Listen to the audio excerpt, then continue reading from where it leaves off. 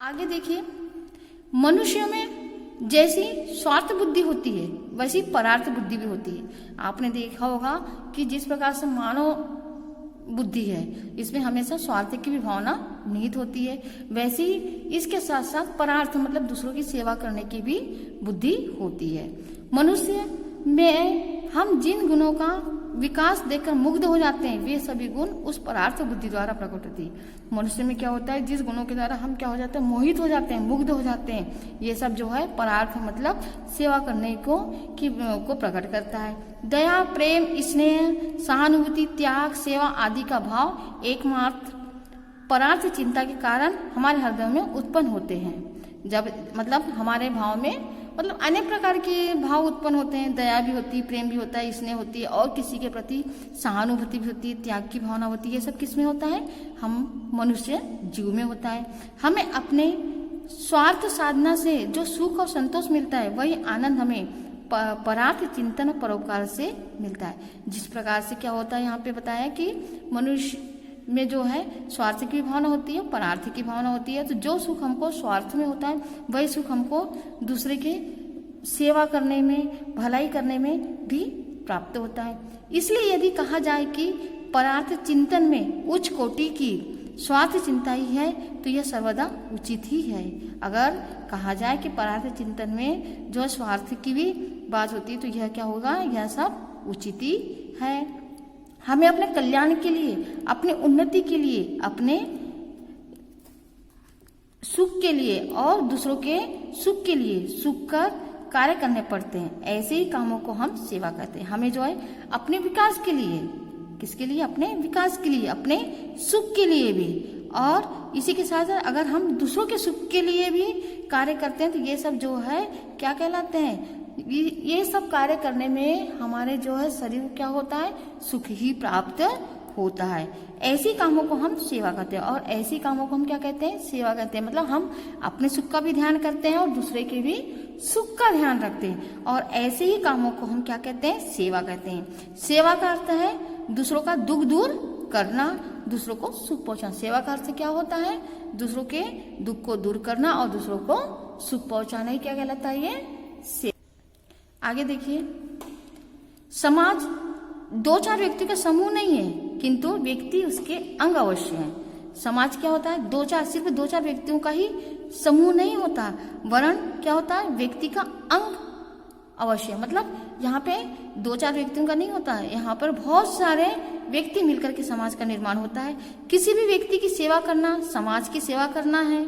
अगर हम किसी भी व्यक्ति की सेवा करते हैं तो वो किसका कर्तव्य होता है, वो समाज का सेवा होता है। यदि हम किसी कुपथगामी व्यक्ति को किसी भी उपकार सुपथ कर ला सके तो उसमें हमें समाज की सेवा अवश्य की। यदि कोई गलत कार्य कर रहा है या गलत रास्ते पे जा रहा है तो उसको हम अच्छे रास्ते पर लाए, ये भी क्या कहलाता है, समाज कार्य कहलाता है। यदि हम किसी एक का जो है अज्ञान दूर कर सके तो हम किसी अंत तक समाज की सेवा कर चुके। यदि हम किसी की अज्ञानता, जैसे अज्ञानता भरी हुई है, उसको हम दूर कर दें, उनमें ज्ञान की रोशनी जला दें तो ये भी क्या कहलाएगा, समाज सेवा कहलाएगा।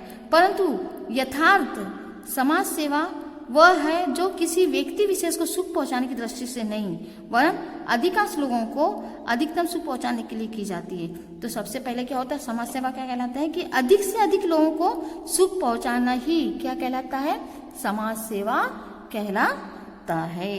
अब उसके आगे हम देखते हैं, समाज में एक और जीवन की स्थिरता है तो दूसरी ओर परिवर्तनशीलता।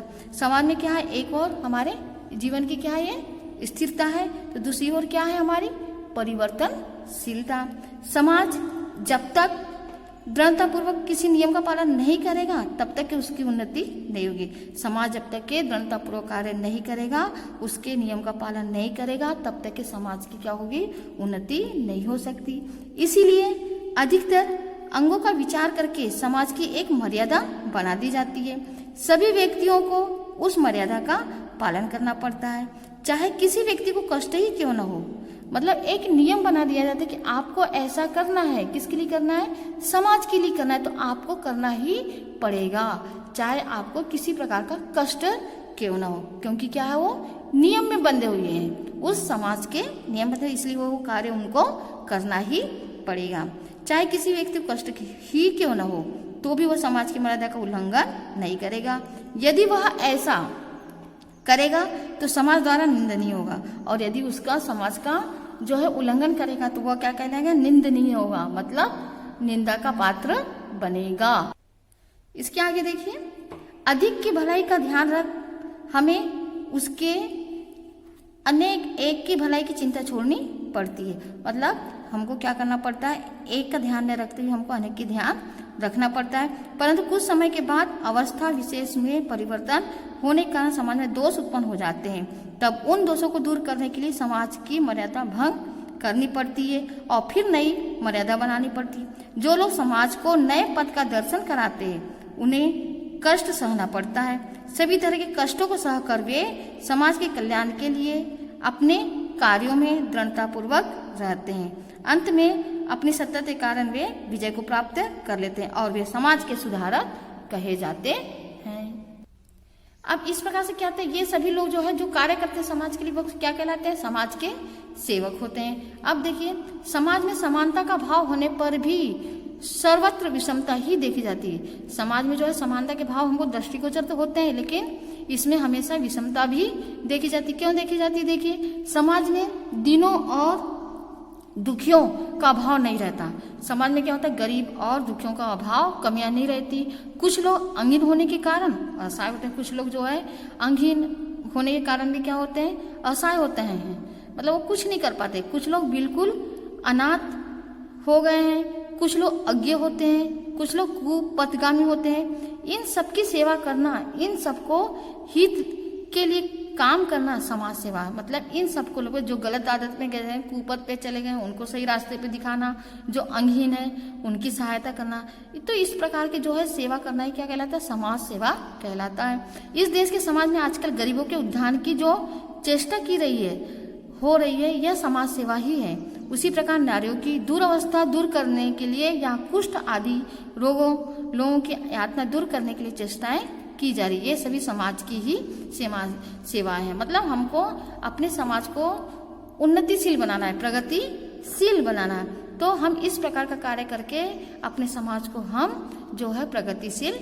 बना सकते हैं और समाज सेवा कर सकते हैं। कहने के बाद दीन दुखियों का और जो है नारियों के प्रति भी जो दुरावस्था है, नारियों की भी जो व्यवस्था हो रही है वो भी अच्छी नहीं हो रही है, उनका भी हमको ध्यान रख करके कार्य करना चाहिए। जैसे कुप्रथा है, दहेज प्रथा है, पहले जो है अंधविश्वास फैला हुआ था नारी के प्रति कि बाहर नहीं निकलने, ये सब चीजें प्रथाओं को दूर करना ही क्या कहलाता है? समाज सेवा कहलाता